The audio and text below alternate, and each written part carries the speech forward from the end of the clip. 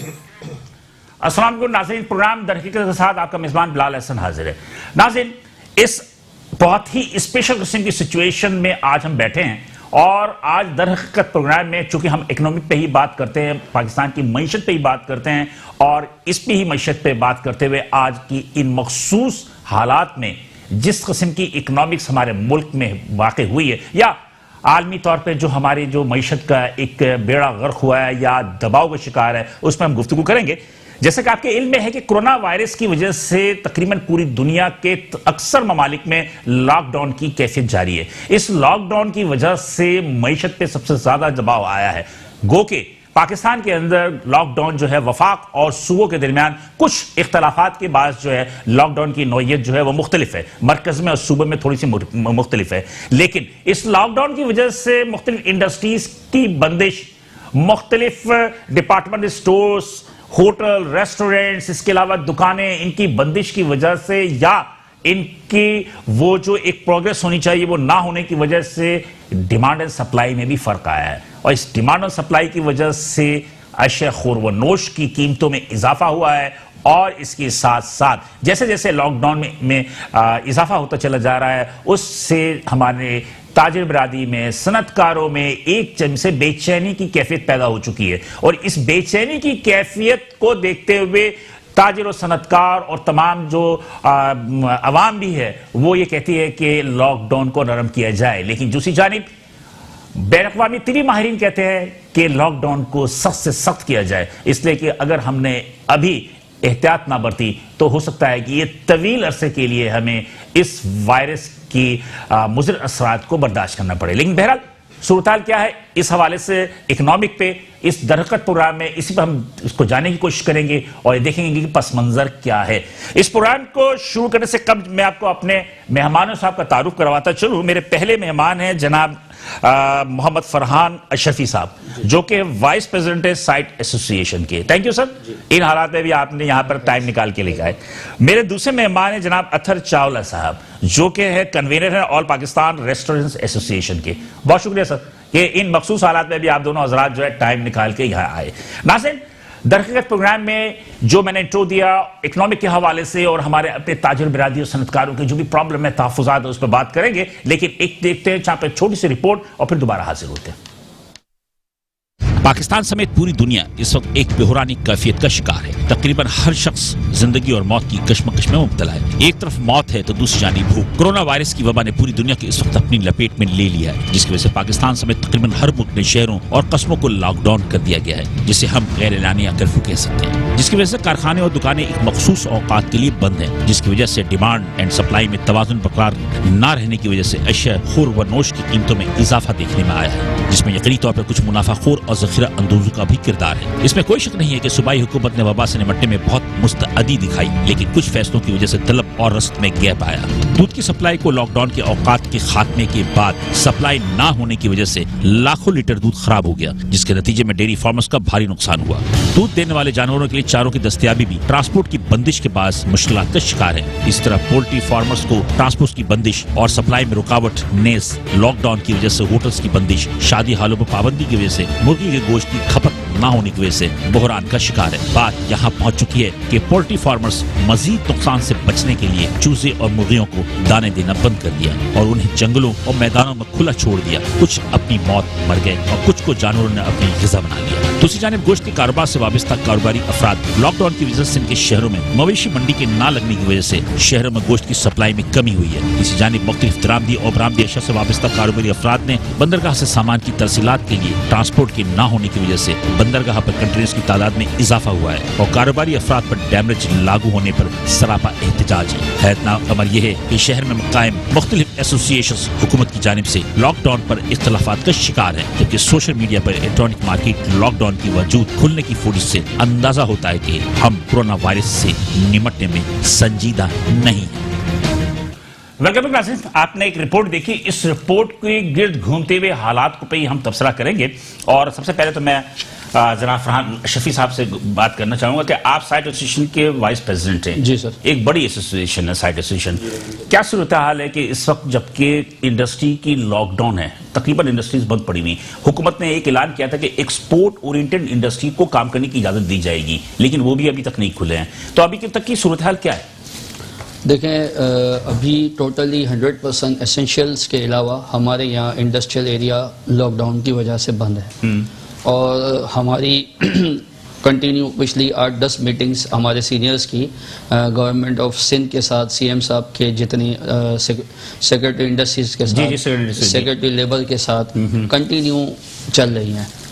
Last meeting जो कल हुई उसमें भी हमारे जो एसओपीज जिस पे हमने डिस्कस किया है उनके साथ, जो उन्होंने एग्री भी किया है, और अब वो उनके साथ सीएम के साथ उनकी एक बैठक है और वो होनी थी। बट लास्ट जो कल जो सानिया पेश आया है, सबसे पहले तो मैं एमडी साइड सैयद मेहदी अली शाह साहब के मुराद अली शाह साहब के बहनोई थे। जी, सीएम मुराद अली शाह साहब और उनके जो मरहूम के लवाकिन हैं, उन तमाम से मैं एसोसिएशन की जानिब से ताज़ियत करता हूँ और दुआ कहूँ कि अल्लाह ताला उनके गुनाहों को माफ़ करके उनको जवाल रहमत में जगह अता फरमाए। आमीन आमीन। तो उस सानिये के बाद अब लेट्स सी, हमें तो एक रिक्वेस्ट आपके इधर ये भी करनी है कि रज़ाक दाऊद साहब ने जैसा कि अनाउंस किया है, दोपहर में आपने सुना ही होगा, और कुछ चीज़ें उन्होंने भेजी हैं कि इसको फिल करके दें तो हम एक्सपोर्ट ओरिएंटेड यूनिट्स को दोबारा से ओपन कर देते हैं।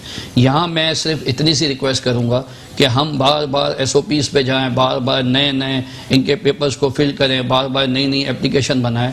इसकी बजाय जो हमारी गवर्नमेंट ऑफ सिंध कि जो लेबर और इंडस्ट्री जो दो महकमे हैं, उनके साथ हमारी सारी डिस्कशन हो चुकी है और कंटिन्यू पिछले 15 दिन से चलती आ रही है। जो वज़ीर आला सिंध से जो मुलाकात हुई थी इंडस्ट्रीज की, तो उसमें भी एसओपीज पे कुछ बहस मुबाहसा तो हुई थी ना? जी, एसओपीज को उन्होंने हमारी सुनी है और हमने उनको कहा कि आप जो हम भी समझते हैं, हमें भी एहसास है कि हमारा वर्कर या हम इस मुब्तला ना हो इस बीमारी में, और ऑब्वियसली हर आदमी बचना चाहता है और बचा भी रहा है। जी। तो मेरी रिक्वेस्ट सिर्फ इस वक्त ये है फेडरल हुकूमत से भी कि वो हमारी मौजूदा सिंध हुकूमत से जो हमारे एसओपीज़ पे जो हमारे सीनियर्स ने बातचीत की हुई है उसको इम्प्लीमेंट कराएं।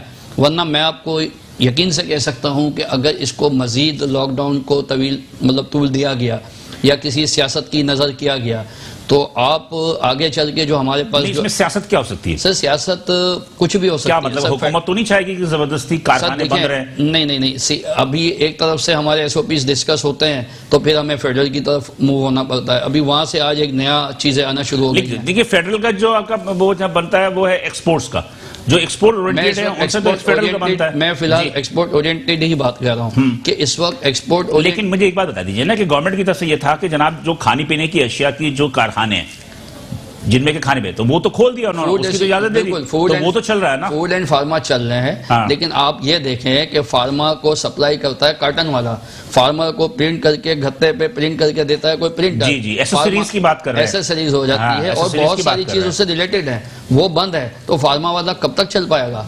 तो अभी की क्या सूचना है? बहुत सारे छोटी सी मिसाल दूं, आप लोगों को फारिग कर रहे हैं लेबर। नहीं, ये आपको अभी देखें, अभी तक हमारे रिकॉर्ड के हिसाब से हमारे पास, हमने किसी भी इंडस्ट्री ने, हमारे पास ऐसा रिकॉर्ड नहीं है कि किसी को फारिग किया है, नंबर 1। बल्कि हमने तो मार्च के पैसे भी दिए हैं। सोशल मीडिया पे तो आ रही है कि जनाब के टेक्सटाइल मिल्स जो है वो लोगों को फारिग कर रहे हैं, लोग जो है वो बेकार है, परेशान हो रहे हैं। तो सोशल मीडिया को तो कोई नहीं रोक सकता। सोशल मीडिया मतलब फेक है, ऑब्वियसली 100% फेक है। अभी तक कोई इंडस्ट्री, मेरी नॉलेज में या हमारी एसोसिएशन में ऐसा कोई रिकॉर्ड नहीं आया कि किसी इंडस्ट्रियलिस्ट ने किसी एम्प्लॉय को अभी तक निकाला हो।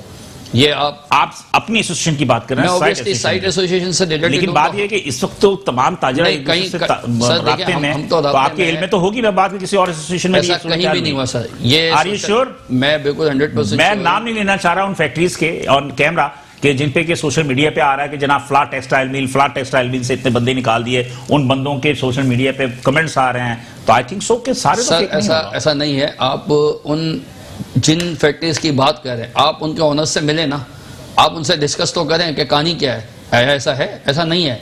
देखें, लेबर को निकालना, हम क्यों निकालेंगे? हमें तो इन्हीं से आगे काम लेना है। हमें पता है 10 दिन बाद 20 दिन बाद दोबारा हमें इनकी जरूरत है। तो हम तो इतने सालों से अगर उनको चला रहे हैं, अल्लाह चला रहा है, बट अभी भी हमने उनको निकाला नहीं है।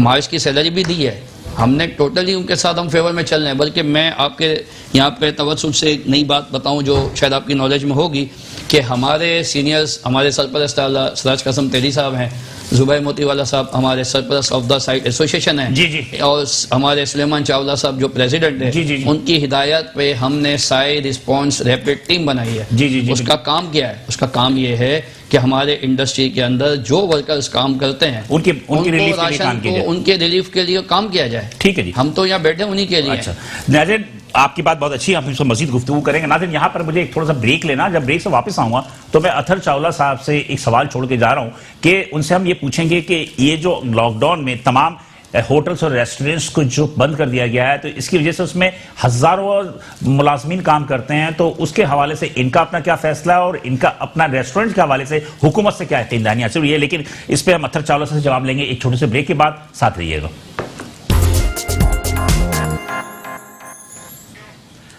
वेलकम बैक नाज़रीन, प्रोग्राम दर हकीकत में दोबारा हाजिर हैं हम, साथ रहने का शुक्रिया। बात यह है कि हम ये दर हकीकत प्रोग्राम में जो मौजूदा लॉकडाउन है, जो मखसूस हालात हैं, इन मखसूस हालात में इकोनॉमिक्स पे क्या असर पड़ा है, सियासत अपनी जगह है, सियासत तो सभी कर रहे हैं, लेकिन सबसे बड़ी बात यह है कि मुल्क की तरक्की के लिए मईशत बहुत बड़ी अहमियत चीज़ होती है। क्या कुछ हो रहा है इस पर हम गुफ्तगू कर रहे हैं। तो वफ़े में जाने से पहले हमारे साथ जो फरहान अशरफी साहब थे, उन्होंने बहुत सारे प्रॉब्लम्स बताए, बहुत सारी चीज़ों की वजाहत भी दी और भी वजाहत देंगे। लेकिन यहाँ पर जो बैठे अथर चावला साहब जो कि कन्वीनर हैं और पाकिस्तान रेस्टोरेंट एसोसिएशन के, वो काफ़ी देर से इंतजार में बैठे थे उनकी बात। अथर साहब, सब खैरियत है? अल्हम्दुलिल्लाह। रेस्टोरेंट बंद हो गए, छोटे बड़े रेस्टोरेंट, तकरीबन मेरा ख्याल है कि आज 18 दिन तो हो गए, 18-20 दिन तो हो गए मेरा ख्याल है। इस 18-20 दिन के अंदर 22 दिन तो हो चुके हैं डाइनिंग को बंद हुए। अच्छा, डाइनिंग को बंद हुए। इसके अलावा क्या है कि ऑनलाइन भी बंद है, कि जिसमें क्या ऑनलाइन सर्विस थी कि आप उसको बंद हुए, वो भी बंद हो गया, बंद हुए तकरीबन आज 3 हफ्ते हो गए। क्या सूरत हाल है? अस्सलाम वालेकुम रहमतुल्लाहि व बरकातुहू। सबसे पहले जो मैं मेहदी अली शाह साहब का इंतकाल हुआ उस पर मैं ताज़ियत करता हूँ। सीनियर चीफ मिनिस्टर साहब से भी और उनके बाकी लवाहिकीन से भी, अल्लाह उनको जन्नतुल फिरदौस में जगह अता फरमाए। आमीन सुम्मा आमीन। और उनके लवाहिकीन को जो है वो सब्र जमील अता फरमाए। आमीन सुम्मा आमीन।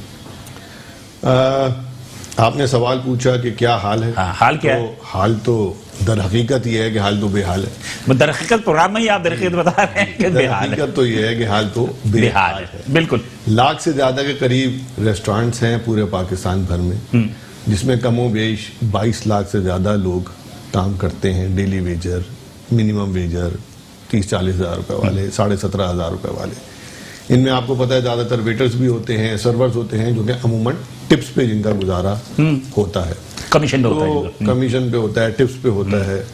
अब ये हकीकत है कि ये सब के सब इस वक्त जो है वो घरों पे बैठे हुए हैं और किसी के पास कोई काम नहीं है। रेस्टोरेंटर्स का ये हाल है कि उनके पास बड़ी मुश्किल से जैसे तैसे किसी ने अपनी तजूरी खोल के कुछ करके जो है वो मार्च की सैलरी दी, वो दी। हकीकत दर हकीकत ये है कि वो आगे जाते हुए न अप्रैल की न मई की, अप्रैल ही की नहीं दे पाएंगे तो मई की कहाँ दे। अच्छा, उनको भी सैलरी, जिनको आप कमीशन की बात कर रहे हैं, जिनका कमीशन में गुजारा था, उनकी कोई मदद की? उनकी तो सैलरीज थी ना, तो सैलरी तो होती थी, उसके अलावा उनके ऊपर जो है कमीशन अपना टिप्स बनती थी, लोग दे जाते थे। जी जी जी, वो एक्स्ट्रा इनकम की थी, वो एक्स्ट्रा इनकम बनती थी, तो वो भी चली गई। ठीक है ना। तो अब हाल ये है कि मार्च तो गुजर गया, आगे रमजान है। अगर तो ये जो परसों हमारी कमिश्नर कराची से मुलाकात हुई, उन्होंने हमसे वादा किया कि हम 15 को इंशाल्लाह आपके रेस्टोरेंट्स को खोलेंगे, जिसमें हम बेकरीज को भी खोलेंगे और हम जो है वो डिलीवरी भी खोलेंगे और हम जो है वो आपके टेक अवेज भी खोलेंगे। डाइनिंग में हो सकता है प्लस माइनस हो, क्योंकि एसओपीज बन रहे हैं, लेकिन हम ये जरूर खोलेंगे और एसओपी उसके भी तैयार हो रहे हैं। दूसरी बात यह कि बेकरीज का बंद होना वैसे ही समझ नहीं आता कि बेकरीज क्यों बंद है, क्योंकि बेकरी एक एसेंशियल आइटम में आता है। बेकरी आज से कोई 1 हफ्ते पहले खोली गई, फिर बंद, लेकिन 1 दिन के बाद फिर अचानक बंद कर दी गई, जिसकी वजह हम समझने से कम कासिर है। बिल्कुल सही कहा। ये बात मैं आपको बता दूं कि ऑल पाकिस्तान रेस्टोरेंट एसोसिएशन का बड़ा क्लियर मौक़िफ़ रहा है हमेशा कि हमने गवर्नमेंट का साथ दिया। ये बीमारी है, ये हम भी मानते हैं, ये हम भी समझते हैं, और हमने इसमें साथ भी दिया। पहले 7 तारीख तक बंद होना था और फिर उसके बाद उसको 14 कर दिया गया। हमने उसमें भी अपने तमाम मेंबर्स को कहा कि नहीं, कोई नहीं खोलेगा। अब सुना 21 हो गया, अभी तक तो 21 नहीं हुआ, लेकिन अगर 21, पहली बात तो ठीक है, ये हम समझते हैं कि गवर्नमेंट के लिए कोई इतना आसान मामला नहीं है। गवर्नमेंट जो है वो इंसानी जिंदगी भी देख रही है, लेकिन हम ये भी साथ साथ देख रहे हैं कि इंसान जो है वो बीमारी से अल्लाह न करे, वबा भी तो है, वबा। लेकिन मेरा ख्याल ये है कि देखें, मैं एक बार मेरे से लोगों ने पूछा कि क्या फ़र्क होगा 14 और 15 में, मैंने कहा 1 मिनट का फ़र्क है। 14 की रात को 1 मिनट के बाद 15 की सुबह हो जाएगी।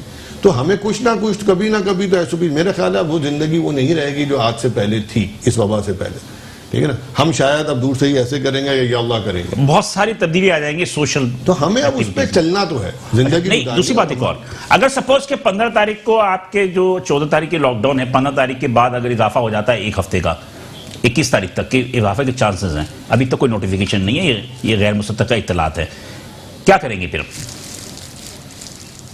मेरा ख्याल है कि बस अभी तो वैसे ही सारे जानवाज में बैठे हुए और सिजदे में, क्योंकि इसके अलावा कोई हल नहीं है। या ये हो सकता है कि 14 के बाद अगर आपके रेस्टोरेंट्स और उनको ऑनलाइन सर्विसेज पे अगर खोल दिया जाए तो उसमें भी सर्वाइव कर सकते हैं। सर्वाइवल होगा 15 से 20% रेस्टोरेंट्स का, 80% इंडस्ट्री डाइनिंग पे ही चलती है, ये हमें समझना चाहिए। हम ये नहीं चाहते कतन के गवर्नमेंट को ये भी थोड़ी सी भी ये एहसास हो कि जी अगर हमने डाइन इन और टेक अवे खोल दिया तो 100% इंडस्ट्री खोल दी। लेकिन हम ये भी समझते हैं कि डाइन इन टेक अवे शायद पहला स्टेप हो और वो हो जाना चाहिए। कम से कम 15 से 20% का तो पहिया चलना शुरू होगा। बेकरीज तो बंद होनी ही नहीं चाहिए थी मेरे लिहाज से, तो बेकरीज को कल सुबह खुल जाना चाहिए, वो तो हर सूरत खुलना चाहिए। आप मुझे खुद बताएं, एक आम आदमी, एक गरीब आदमी, वैसे जिसके पास बेचारे के पास रोजी नहीं है, तो उसको तो 1 केक रस खा के, 2 केक रस खा के, एक चाय की प्याली पी के भी पेट भर जाता है। हमने वो वो देखते हैं, लेकिन बहरहाल इस वक्त की सूरत काफी ज़्यादा खराब है। और आप समझते हैं कि मुझे पता है हर दिन मेरे पास रेस्टोरेंट का फोन आता है कि हम शायद अगले दिन का सूरज ही हम शायद 15 को भी ना खोल पाए, क्योंकि हमारे पास है ही नहीं पैसे खरीदने के, पैसे नहीं है माल खरीदने के लिए। लैंडलॉर्ड्स तंग कर रहे हैं रेंटल्स के लिए, कहाँ से रेंटल्स देंगे? हमें इस पर बात करनी होगी कि जी सिंध ऑर्डिनेंस में जो रेंटल्स की बात आ रही है वो मेरी नजर से गुजरा, और मैंने जो है वो बिजली के बिल है, गैस के बिल है, टेलीफोन तो दे ही नहीं पा रहे ना। मैं कह रहा हूँ रेंटल के लिए लैंडलॉर्ड से मांगा जा रहा है। अब रेंटल्स जो हैं, आप मुझे खुद बताइए कि जिसकी जो है वो अगर किसी एक जगह का रेंटल 2 लाख है या 5 लाख है, तो उस जगह की जो वो उस जगह की जो वर्थ होगी वो भी तो करोड़ों में होगी ना। बिल्कुल, तो वो मालिक मकान बर्दाश्त कर सकता है। हम ये चाह रहे हैं कि रेंटल्स पे तो ऑर्डिनेंस में बड़ा क्लियर आना चाहिए कि मतलब कितने अरसे के लिए आपको रिलीफ मिलना चाहिए, रेंटल्स नहीं चार्ज करने चाहिए, किसी को चार्ज नहीं करना मतलब कितने अरसे के लिए? 3 महीने के लिए। ओके फरहान साहब, ये अतर चावला साहब ने बात की तो बहुत सारे जी सर आपके क्या कहते हैं इंडस्ट्री में भी बहुत सारे जो लोग हैं वो किराए पे भी जो शेड चला रहे होते हैं। इससे बिल्कुल मुत्तफिक हो कि ये बिल्कुल रेंटल पे, और दूसरे इसके अलावा बहुत सारी चीजें हैं। यूटिलिटी बिल्स जो हैं वो मेरी नज़र में अगले 3 महीने के लिए 50% हो जाना चाहिए। सेम जो आपकी टैक्सेशन है, एक्साइज और पता नहीं कितने किस्म के तो टैक्सेस हैं, आपको पता है। टैक्सेस के लिए मेरे ख्याल से थोड़ा रिलीफ आने वाला है सर। वो किस किस्म का रिलीफ है? मतलब अभी जैसे मैं मिसाल दूं आपको, अभी तक तो एक रिलीफ हमारे को पिछले कल से सुनाई दे रहा है कि इतने यूनिट्स का बिल होगा तो इतना हो जाएगा, इतना गैस का यूनिट्स होंगे तो इतना हो जाएगा। सर उस पर साइन नहीं हुआ अभी तक। चले, मेरे साथ लाइन पे हैं उमर रेहान साहब जो कि सदर है Korangi association of trade industry के। उनसे हम बात करते हैं। उमर रेहान साहब, अस्सलाम वालेकुम सर। भाई कैसे हैं? अल्लाह करम, बहुत शुक्रिया कि आपने हमें ज्वाइन किया और वक्त दिया। उमर रेहान साहब मेरे साथ इस वक्त बैठे हैं यहाँ पर वाइस प्रेसिडेंट है साइड एसोसिएशन के फरहान अशरफी साहब, और पाकिस्तान रेस्टोरेंट एसोसिएशन के हमारे पास कन्वेनर बैठे हैं जनाब अतर चावला साहब। गुफ्तगू ये हो रही है उमर रेहान साहब के क्या होगा आगे, और मुझे थोड़ा सा वो तफसीलात बता दीजिएगा कि गुज़श्ता दिनों आपकी सेक्रेटरी इंडस्ट्रीज से, सेक्रेटरी लेबर से, हुकूमती एहलकारों से मुलाकात हुई है, कुछ SOPs बन रहे हैं, उसके हवाले से थोड़ी सी तफसील बताइएगा। जी thank you very much Bilal भाई। एक्चुअली हम एक मुतालबा कर रहे थे पिछले हफ्ते से, ऑलमोस्ट हफ्ते 10 दिन से मैं मुतालबा कर रहा था सीएम साहब से कि आपने अगर इंडस्ट्री चलानी है तो SOPs को फौरी तौर पर आप डेवलप करें, ताकि जब भी आप इस सिचुएशन में आए तो हम फौरन इंडस्ट्री को चला लें। नहीं तो आप जब फैसला करेंगे इंडस्ट्री चलाने के लिए, फिर आप बात करेंगे SOPs की, तो फिर उसमें बहुत टाइम लग जाएगा। तो उन्होंने उस पर 3 दिन पहले एग्री कर लिया था सीएम साहब ने। और एसओपीज हमने इनके साथ शेयर कर लिए थे गवर्नमेंट के साथ। उसकी थोड़े चीजा नुकात बता दीजिएगा कि क्या है। कल हमने बैठ के फाइनल कर लिए एसओपीज। उसमें यही एसओपीज देखें, यही है कि आप जब भी कोई एम्प्लॉई आएगा उसको डिसइंफेक्ट करने के लिए आपको जो है उसको देना पड़ेगा, हैंड सैनिटाइजर देना पड़ेगा उसको, फिर उसके अलावा मास्क प्रोवाइड करने पड़ेंगे, और जो है वो डिस्टेंस, सोशल डिस्टेंस रखना पड़ेगा कंपनियों के अंदर, ऑलमोस्ट 3-3 फुट का डिस्टेंस रखना पड़ेगा। तो इस तरह के जो एसओपीज हैं जो हम लोग कर सकते हैं, तो वो इन्होंने जो है वो हमारा फाइनल हुआ है कल इनके साथ। तो ऐसा देखें, और तो हम यानी कि यही हम लोग एसओपीज बना सकते हैं। इसके अलावा कोई और एक्स्ट्रा तो एसओपीज नहीं बन सकते ना इदारों को चलाने के लिए। तो मेरा ख्याल है कि वो बड़े फूल प्रूफ है। और कुछ उमर साहब, ये तो एसओपीज अपनी जगह हो गए, कुछ रिलीफ की भी बात हुई है नहीं हुई? कुछ रिलीफ देंगे नहीं देंगे? कि यहाँ पर रेस्टोरेंट्स वाले भी बैठे हैं, ये भी परेशान है, और मैं ख्याल में आप लोग भी परेशान हैं, तो क्या कोई रिलीफ वगैरह का कोई चांसेस हैं हुकूमत को? देखिए, मैं एक बात बताऊं, रिलीफ हुकूमत को, आज मैं यही बात कर रहा था कि हुकूमत को रिलीफ देना पड़ेगा, अब बिजनेसमैनों को भी रिलीफ देना पड़ेगा, हुकूमत को हमारे जो एम्प्लॉयज हैं उनके लिए भी कोई पैकेजेस लाने पड़ेंगे। मैंने मुतालबा किया था अपना सीएम साहब से कुछ दिन पहले कि WWF फंड में पैसा पड़ा हुआ है, वो हम ही लोगों ने दिया हुआ है। उस पैसे को जो है वो वर्कर वेलफेयर फंड जो है वो आप जो है वो दें लोगों को, लेबर को दें पैसा ये वाला। तो कितना पड़ा हुआ उसके अंदर, कुछ अंदाजा है? मुझे कोई आइडिया नहीं, लेकिन अरबों रुपए में वो पैसे पड़े हैं। तो बहरहाल ये अगर यहीं से अगर वो कुछ इस वक्त लेबर को पैसा अगर दे देते हैं तो मेरा ख्याल है कि वो भी एक सपोर्ट काफी रहेगी। तो आप लोगों की तरफ से भी तो हुआ कि बहुत सारे लोग कारखाने से बंदे निकाल रहे हैं, वो क्या कहानी? देखिए, मैं एक बात बताऊं, अनएम्प्लॉयमेंट को कोई भी नहीं रोक सकता। जाहिर है कारखाने बंद हैं, अगर कारखाने बंद हैं तो बिलाल भाई, अमेरिका में 1.5 करोड़ अनएम्प्लॉयमेंट हो गए हैं लोग, उन्होंने तो फिगर भी दे दी है। तो पाकिस्तान में हम कैसे उसको रोक सकते हैं? अमेरिका से आप ना करें ना, अमेरिका के पास वसाइल है, हमारे पास वसाइल मैं यही आपसे अर्ज कर रहा हूँ ना। देखिए, वहां पे अनएम्प्लॉयमेंट 1.5 करोड़ बंदों की हो गई है। तो यहाँ पे देखें लोग के हालात, देखें आप फैक्ट्री वालों को, यहाँ पे लोग समझते हैं कि फैक्ट्री वाले पता नहीं कोई बिलियनर ट्रिलियनर लोग बैठे हुए हैं। ठीक है, एक सिस्टम एक चल रहा होता है ये। अब आप देख लें कि मार्च का महीना भी लोगों ने क्या कारोबार किया है, कुछ भी नहीं किया। लेकिन फिर भी मैं समझता हूँ कि मैं दाद देता हूँ इंडस्ट्रियलिस्ट के ऊपर कि उन्होंने मार्च की सैलरीज अपने मुलाजमीन को दे दी हैं। और अभी भी देखें, एक टेक्निकल चीज है, सैलरी उस वक्त देगा जब अकाउंट में पैसे आएंगे। अब जो नॉन एसेंशियल आइटम की फैक्ट्री हैं, जो 80% फैक्ट्रियां नॉन एसेंशियल की जो बंद पड़ी हैं इस वक्त कराची सिंध में, अब उनके आगे जो उनकी मंडियां भी बंद पड़ी हैं, तो उनके पास अकाउंटों में पैसे ही नहीं आएंगे, उनके पैसे का फ्लो रुक गया है। तो वो कैसे सैलरी दे सकते हैं किसी को? बहुत शुक्रिया उमर रेहान साहब कि आपने जो अपनी एक बात बताई, वही बातें हमारे फरहान साहब भी कह रहे हैं। तो मेरा ख्याल है कि फरहान साहब जो इन्होंने बात कही है ना, ये बात जो है वो मेरा ख्याल है कि कुछ हद तक दुरुस्त है। सर, WWF फंड है आपके पास, वर्कर्स वेलफेयर फंड, EOBI की आपके पास, हमारे ही वर्कर्स की कंट्रीब्यूशन है। आप अब तो इस्तेमाल कर लें, कब करेंगे, कहाँ ले जाएंगे? ठीक, इस वक्त जरूरत है।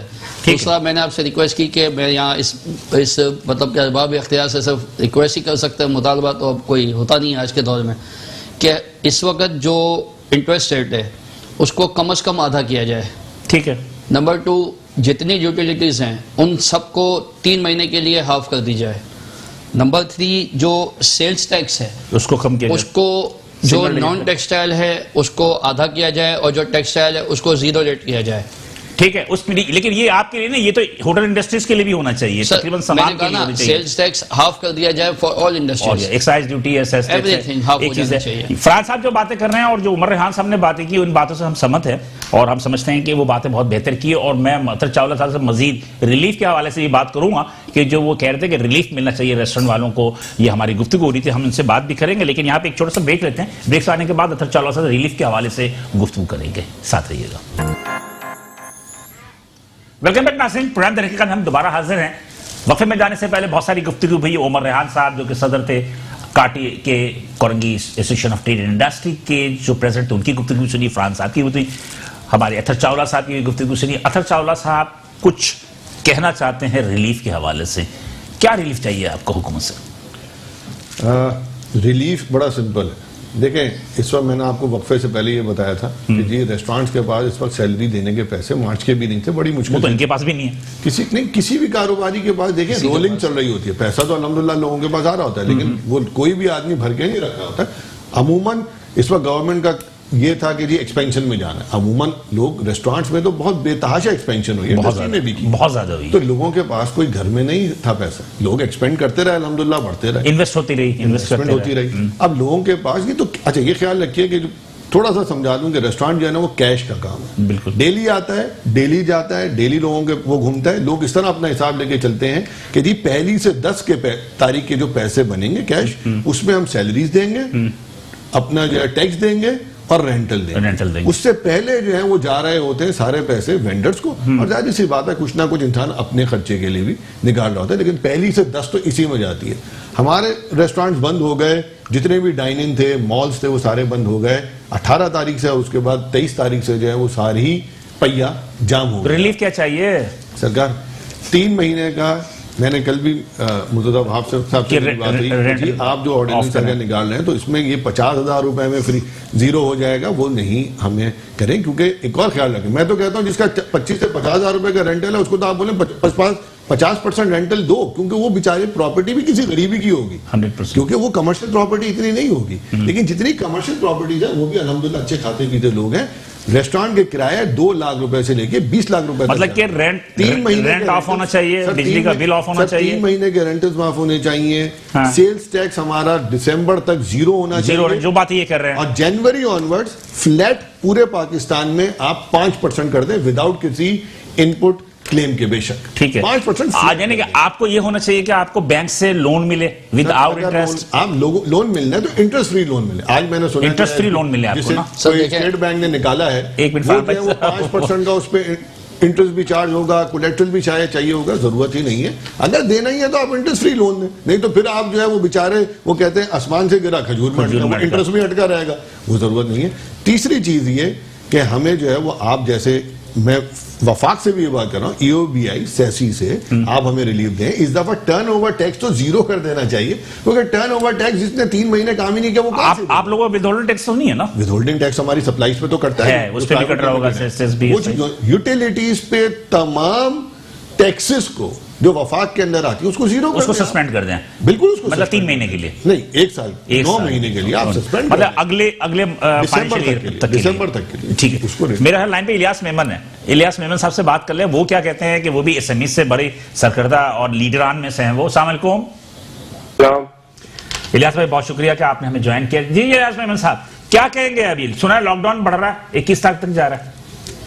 बिलाल भाई, लॉकडाउन नहीं बढ़ना चाहिए, कम से कम इनको जो है जो अमीर वाले बैठ कर फैसला कर, छोटे ताजिर में बैठ कर फैसला कर, ऐसे में इससे फैसला करना चाहिए, इसलिए कि सामने ऊपर आ रहा है रमजान, रमजान को रह जाएंगे 10-12 दिन 15 दिन, तो लोगों को तनख्वाहें देनी है, बिजली के बिल भरने हो कैसे देंगे? अभी जो लोग टेलीफोन कर रहे हैं, हमारे लॉकडाउन में हम घर पे बैठे हुए, तो लोगों को पैसे कैसे देंगे? आप हिसाब तो कर ले, इतने मॉल है, एक मॉल 200, 250, 300 दुकानें हैं, जो बेचारे गरीब आदमी तो मर जाएंगे लॉकडाउन में पड़े रहेंगे, कहां से आपका पैसा दे ही नहीं पाएंगे। अगर खोलेंगे तो कम से कम बैठ के बात तो कर सकेंगे। हम वजीर आला से अपील करते हैं, नासिर साहब से अपील करते हैं, सईद गनी से अपील करते हैं कि भाई ये लॉकडाउन को खोले आप कम से कम रमजान से पहले, तो आप ऐसे सुबह 10 बजे लेके 4 बजे तक खोले, कम तो खोले तो खरी। अगर नहीं खोलेंगे लोग परेशान होंगे, हम रोडों में आ जाएंगे, मसला हल नहीं होगा। इनको कम से कम बैठ के बात करनी चाहिए, वजीर आला को, नासिर साहब को हमसे बैठ के छोटे तारुफ से बैठ के बात करनी चाहिए। आपके तुफैल कि हमारी वहां तक बात पहुंच भी जाएगी, मैं इसलिए आपसे तो कम से कम इसको होना चाहिए। अगर नहीं खोलेगा तो बहुत प्रॉब्लम हो जाएगा, आके रमजान हो जाएगा, रमजान में तो वैसे हमारा कारोबार नहीं होता, समझ में पहले रमजान के 10 रमजान तो वैसे पदार्पण हो जाएगा। इलियास मेमन साहब यहाँ पर बैठे हैं, यहाँ पर अथर चावला साहब जो कि ऑल पाकिस्तान रेस्टोरेंट एसोसिएशन के कन्वीनर में, उनका मुतालबा ये है कि हुकूमत जो उनके जो आपके सिविक आपके टैक्सेस हैं या दूसरी जो तमाम चीजें हैं उन बिलाल सूद जो कर्जे हुकूमत जो है उन्हें देना चाहिए, जितने भी रेस्टोरेंट एसोसिएशन के जितने भी रेस्टोरेंट वाले हैं, छोटे ताजिर हैं, बड़े ताजिर, आप क्या कहेंगे? आपके कोई मुतालबात हैं? मुतालबात तो क्या, हम तो कर्जे के चक्कर में नहीं पड़ेंगे। देखिए मेरी बात, छोटे आदमी कर्जे ले तो मुझे कोई इतराज नहीं है।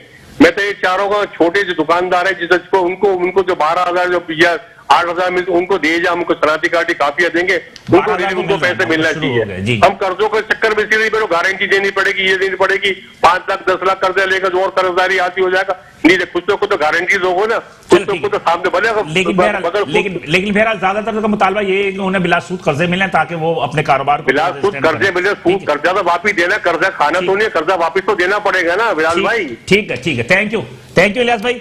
इलियास भाई बड़े जज्बाती आदमी है और मेरे ख्याल में उन्होंने जो भी बातें की हैं वो बड़े परेशान है। इसी परेशानी के आलम में उन्होंने बहुत सारी बातें भी की और मेरा अपना जाती राय भी यही है कि आप भी पुरसुकून बैठे हुए हैं, लेकिन अंदर से जो तलातम होगा ना अंदर, वो हमें भी अंदाजा है इस बात का कि अंदाजा नहीं है कि जो अंदर तलातम होगा कि किस तरह आप लोगों के अपने सर्वाइव करेंगे। जी कुछ कह रहे थे आप? मैं कह रहा था बीइंग अ इस्लामी मुल्क इस वक्त मौका है कि हम जो रिफाइनेंस लेना चाह रहे हैं, अपनी फाइनेंस लेना चाह रहे हैं रिगार्डिंग अपनी फैक्ट्री चलाने के लिए या सैलरी देने के लिए, तो इस वक्त तो हमें 100 मतलब फौरन इस पे अमल दरामद करना चाहिए कि 0% मार्कअप होना चाहिए, वो भी 2 साल के पीरियड के लिए, ताकि हमारे जो इंडस्ट्रियलिस्ट हैं। स्टेट बैंक एसएमईज को 6% तो दे ही रहा है सर देखिए 6% तो दे रहा है। अब हम इस वक्त जरूरत है, मेरे कहने का मकसद है 6% को तो दे रहा है। अब वो कहते हैं कि 6% से भी उसको सिफर कर दीजिए, ये कहना चाह रहे हैं ना। तो मेरा ख्याल है बहुत सारे ताजिर कर्ज लेने के उससे हक में नहीं है और तकरीबन बहुत सारे लोग जो है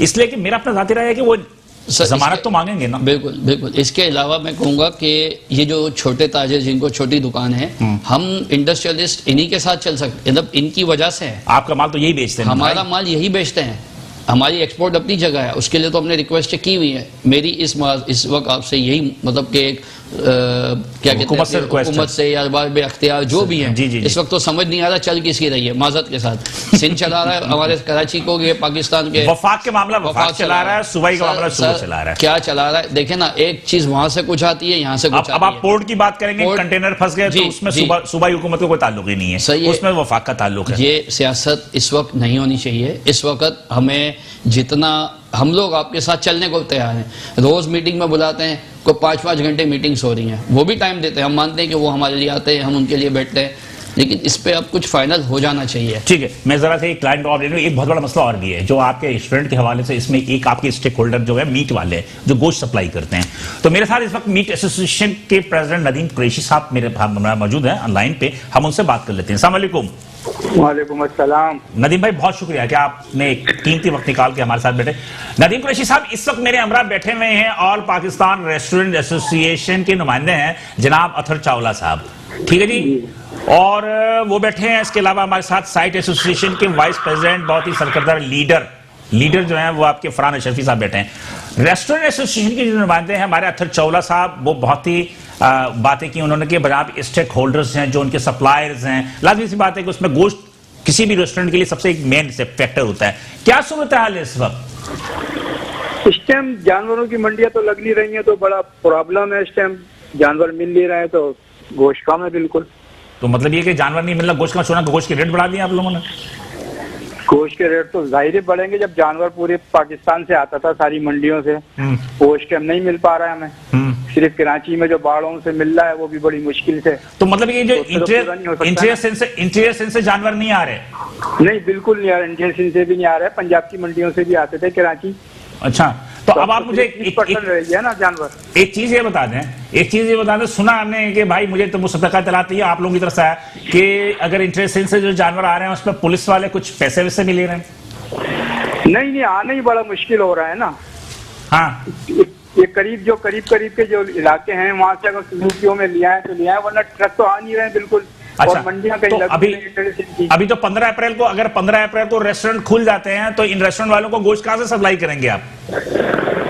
जाहिर बात है प्रॉब्लम होगी और ज्यादा मजीद होगी।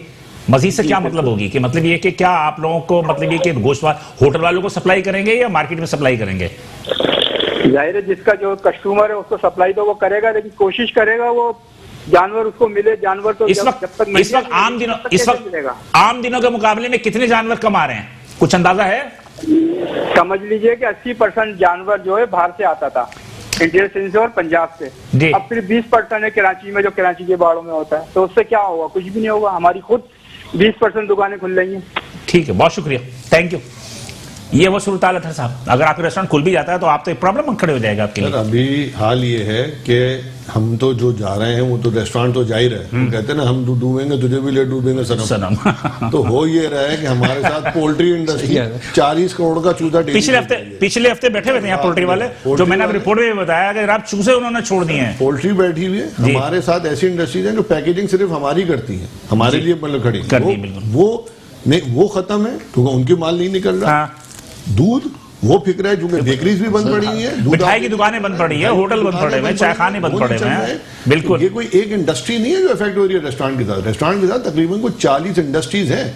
और दूसरी बात ये कि हम ये भी हमारी डिमांड है कि जब 15 से आप डिलीवरीज खोलें तो खुदा का वास्ता 9 से 5 नहीं खोल दीजिएगा ऑफिस टाइम पे। वो उस टाइम पे कोई 20% सेल भी नहीं होगी। जब आपने डिलीवरी खोलनी है और अपना हमारी टेक अवेज चलेंगी इंशाल्लाह 15 से, तो वो शाम 5 बजे से लेके रात 11 बजे तक के लिए। तो लॉकडाउन तो क्या फायदा होगा? पूरा लॉकडाउन कर दिया ना। अब सिर्फ आप रेस्टोरेंट वाले जिसके पास कार्ड है आप उसको अलाउ कीजिए, नहीं है तो वो नहीं आएगा। कौन से कार्ड? हमारा एम्प्लॉयमेंट कार्ड, रेस्टोरेंट का एम्प्लॉयमेंट कार्ड। नहीं तो आप बेचेंगे किसको जब अवामी भाषा बाहर नहीं निकलेगी? सर तो डिलीवरी हो रही होगी ना। अच्छा, आप ऑनलाइन की बात कर रहे हैं, ऑनलाइन की बात कर रहे हैं। लेकिन बहरहाल मेरा अपना जाती राय है कि इसमें प्रॉब्लम्स तो बहुत सारे आएंगे। नहीं तो 9 से 5 पे तो आप मुझे बताए ना, खोल भी दिया और नहीं भी खोला तो सेल नहीं होगी ना। अच्छा, अगर सपोज कि अगर ये लॉकडाउन बढ़ जाता है तो कितने रेस्टोरेंट बंद हो जाएंगे कराची शहर में? सर अल्लाह ना करे अगर लॉकडाउन बढ़ गया तो सर पूरे पाकिस्तान में कहना तो मुश्किल है, लेकिन कम से कम भी जो मुझे नंबर्स आ रहे हैं, जो मेरे से लोग बात कर रहे हैं, और मैं ये बात वो नहीं कर रहा जो मैं सिर्फ ढाबों की बात कर रहा हूँ, मैं आपसे वो बात कर रहा हूँ। आप यकीन माने मेरे पास एक दोस्त का मेरा मैसेज आया, उसने बोला उसके 17 आउटलेट्स हैं। कोई ये नहीं है कि 6:45 आउटलेट है, 17 आउटलेट है। वो कह रहा है अतर भाई all over Pakistan, all over Pakistan. और वो कह रहा है मैं कहाँ से खोलूंगा अतर भाई, मेरे पास तो तनख्वाह देने को पैसे नहीं थे। मैंने उसको 6 महीने पहले कहा था कि यार तुम इतनी इन्वेस्टमेंट आप किए जा रहे हो, आप इतनी इन्वेस्टमेंट नहीं करो। मुझे कहा भाई अच्छा एक्सपेंशन होगी, मुल्क में बेहतरी होगी, लोगों को जो है वो रोजगार मिलेगा। आज उसके बाद जो है तनख्वाह क्या, वो कह रहा है मैं माल कहाँ से खरीद, क्या करेगा? बंदे को नागानी आ जाती है तो नागानी को तो नहीं पता होता ना किसी को भी यार। इसीलिए मैंने आपसे कहा हमें रिलीफ देना। इसीलिए मैं कह रहा हूँ ये जो 12,000 रुपए वाली आप बात कर रहे हैं, कल फेडरल मिनिस्टर इंडस्ट्री से मुलाकात हुई हमारे रेस्टोरेंट एपरा की भी, और जो हमारे साथी हैं इस्लामाबाद रेस्टोरेंट एसोसिएशन और लाहौर वालों की भी, उन्होंने ये कमिट किया है कि आप हमें लिस्ट बना के दें अपने जिन लोग जिनको आप पैसे नहीं दे पा रहे और उनको हम 12,000 रुपए जमा करेंगे। प्रोग्राम खत्म हो रहा है, मुझे जल्दी से बता दो क्या बता रहा है। सर हमारे जितने अफसरान है ना 20 ग्रेड 19 ग्रेड 21 22 और प्लस जितने MNA MPS है, इनसे कहें अगले 3 महीने की सैलरी ना लें। नहीं तो उन्होंने दे दी ना, अब प्राइम मिनिस्टर के रिलीफ फंड में दिया ना उन्होंने। कितनी दी है सर? वो जितने भी दिया 20% दिया, किसी ने पूरी तनख्वाह दी है, आर्मी चीफ ने दी है, प्राइम मिनिस्टर ने दी है। सर आप हमारे तो कपड़े उतारने पे लगे हुए हैं। हाँ, हम तो अल्हम्दुलिल्लाह कुछ ना किसी तरीके से सर्वाइव कर ही लेंगे। ठीक है जी, थैंक यू सर, बहुत शुक्रिया सर, दोनों हज़ार का बहुत शुक्रिया। जितनी गुफ्तगू जितने वक्त में हो सकती थी हमने किया। नाज़रीन, बात यह है कि हमारे ताजरान जो है वो अपनी जो मुख्तलिफ जो मुतालबात किए हैं, जिनमें कि इनकम टैक्स की कमी है, सेल्स टैक्स का है, और आपके बैंकों से कर्जे बिला सूद मिलना चाहिए, और बहुत सारे यूटिलिटीज जो बिल्स हैं उनकी मौक़र की मुतालबात कर रहे हैं। और इन मखसूस हालात में मैं समझता हूँ कि इनकी मुतालबात बिल्कुल हक व बजानिब हैं, और हमें देखना पड़ेगा कि हुकूमत को अगर मईशत को मुस्तहकम करना है मुस्तकबिल के लिए, तो इस वक्त जो मुश्किल वक्त है उनमें इनका साथ देना चाहिए। इसलिए कि पूरे साल हम इनसे कहते हैं कि टैक्स दें टैक्स दें टैक्स दें, तो लाज़मी बात है टैक्स देने के लिए वालों के साथ ये सुलूक नहीं होना चाहिए, उन्हें रिलीफ देना चाहिए। बिलाल हसन को इजाज़त दें, इंशाल्लाह अगले हफ्ते इसी दिन इसी प्रोग्राम में आपसे दोबारा मुलाकात होगी। अल्लाह हाफ़िज़।